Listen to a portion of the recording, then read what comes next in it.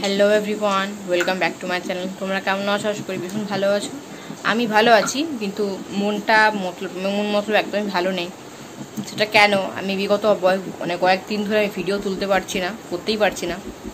তার কারণ হচ্ছে এই আগামী বুধবার মানে 28 তারিখ, আজকে হচ্ছে শনিবার 31, আজকে 31 তারিখ। তো 28 তারিখ 28 তারিখে আমার হাজব্যান্ডের ডিউটি থেকে আসার সময় একটা অ্যাক্সিডেন্ট হয়। অ্যাক্সিডেন্টটা বড় হতে পারতো, কিন্তু অ্যাক্সিডেন্টটা ছোটোখাটোই, মানে ছোটোর উপর দিয়ে গেছে। ঠিক আছে, তো আমি ভাবছি কালকে যাবো পুজো দিতে, একটু পুজো দেবো ঠাকুরের নামে। তো সেটাও মানে রোববার দিন রাতে লাগবে, কিন্তু মানে সোমবারের দিনে যদি দেওয়া যায় পুজোটা সোমবার দিনে দেবো, কিংবা কালকে দেবো। ঠিক আছে, তো দেখা যাক কী হয়। কাল কিংবা পরশু দুদিনের মধ্যে যখন একদিন গিয়ে পড়ে মা কালীর কাছে পুজো দিয়ে আসবো, কিন্তু শক্তির উৎস সেই। ঠিক আছে, তো যাই হোক আমি যাবো পুজো দিতে। হাজব্যান্ডের হঠাৎ করে আসছিল, ডিউটি থেকে যেরকম টাইমে বেরোয় সেরকম টাইমে বেরিয়েছে, 7টা 10-15 এরকম টাইমে বেরিয়েছিল। আমি সেদিনে রাধা সাজিয়েছিলাম, কিছু ব্লগ, আমি কিছু ছোটো ছোটো ক্লিপ আমি ভিডিও তুলেছিলাম, যে ছোটো ছোটো রিলস টাইপের, সেগুলো কিন্তু আমি পোস্ট করেছিলাম একটা দুটো। তারপরে কিন্তু আমার মন মেজাজ মতলব কোনোটাই ভালো ছিল না, কারণ সন্ধ্যেবেলায় যখন হাজব্যান্ড বাড়ি ফেরে তখন পুরো এই হাতটা দিয়ে রক্ত বেরোচ্ছিলো। আমি মানে তখন অতটা মানে বুঝতে পারিনি, কারণ আমি দরজাটা খোলার পর আমি ওই ঘরের লাইটটা কিন্তু অফ ছিল, যেরকমভাবে এখন অফ আছে সেরকমভাবে অফ ছিল। তো জাস্ট আমি ঢুকলো ঘরে ঢোকার পর বলছে কফি বা চা করো একটু। চা কেন করবো? চা তো তুমি এসে করে কোনোদিনই খাও না। তো তারপরে বললো না, আমাকে দুজন পুজোতে এসছে। কেন পুজোতে এসছে? তখন লাইটটা যখন জ্বালালাম তখন বুঝতে পেরেছে যে গোটা হাত দিয়ে তখন রক্ত বেরোচ্ছে। আমার কী হলো? বললো আমার অ্যাক্সিডেন্ট হয়েছে। আমি মানে সামনে বাইকটা নিয়ে আসছিল, মেন রোড, হাই রোড কিন্তু ওটা ছিল মেন রোড একদম, তো হাইওয়ে ছিল। তো ওখানে একটা কুকুর পেরোয়, তারপরে কিন্তু আর একটা কুকুর পেরোয়। এবার পেরোনোর জন্য ও ব্যালেন্স মানে ধরতে পারেনি বা গাড়িটা, কী হচ্ছে, গাড়িটা একদিকে পড়েছে আর আমার হাজব্যান্ড একদিকে পড়েছে। তো ভাগ্য ভালো পেছনে কোনো বড় গাড়ি আসছিল না, মানে বড় দুর্ঘটনাই হতে পারতো আর কি। তো হেলমেটটা মানে বাইকটা ছিল না, বাইকটা কালকে এসছে। ঠিক আছে, তো হেলমেটের মধ্যে এই দিকে পুরো স্ক্র্যাচ দেখলাম। তো মাথায় হেলমেটটা ছিল বলে অনেকটাই রক্ষা পেয়েছে। ঠিক আছে, তো হাতটার উপর দিয়েই গেছে পুরোটাই, লেফট হ্যান্ডের উপর দিয়ে পুরোটা গেছে। আর পা তখন বললো যে আমি পাটা চলাচল করতে পারছিল না, পাটা প্রচণ্ড অবশ হয়ে গেছিলো। তো সেটা কিছুক্ষণের মধ্যে ঠিক হয়। যার বাড়ির সামনে পড়েছিল সেই বাড়িটা পরিচিত আর কি, চেনা পরিচিত বাড়ি। তো সেখানেই মানে যে ছেলের আর কি মানে ইউনিটে কাজ করে ছেলেটা, তার দিদিরা সব হাতটা ভালো করে ধুই রক্ত যা ছিল, বালি ছিল যা, ধুই দিয়েছে।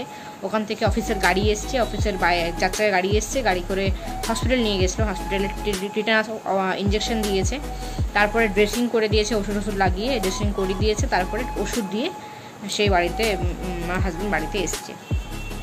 তো তারপর থেকে তো চলছে এখন প্রতিদিন ড্রেসিং চলছে।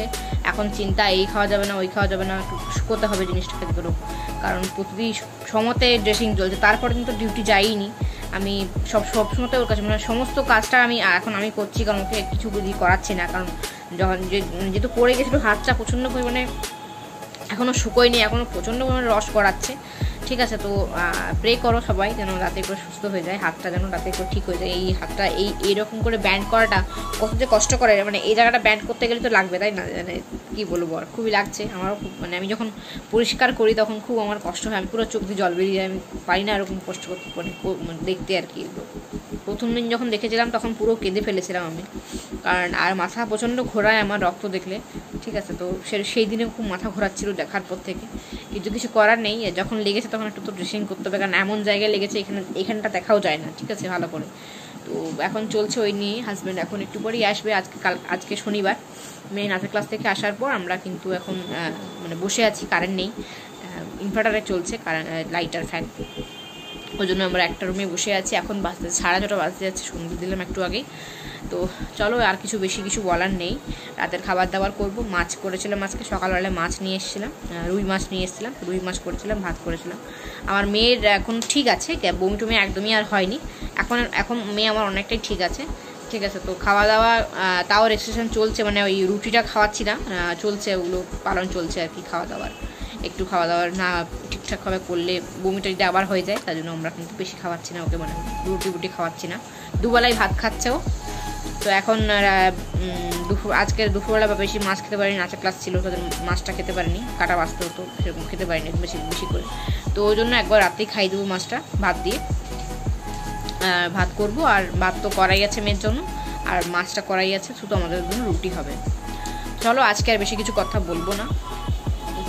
মেয়ে এখানে বসে খেলছে, পেন্সিল রাবার নিয়ে খেলছে।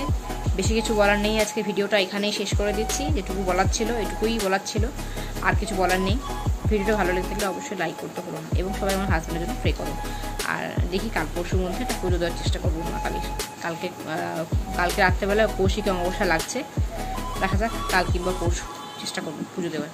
ভিডিও ভালো লেগে থাকলে অবশ্যই লাইক করো এবং কমেন্ট করে জানিও। চলো টাটা।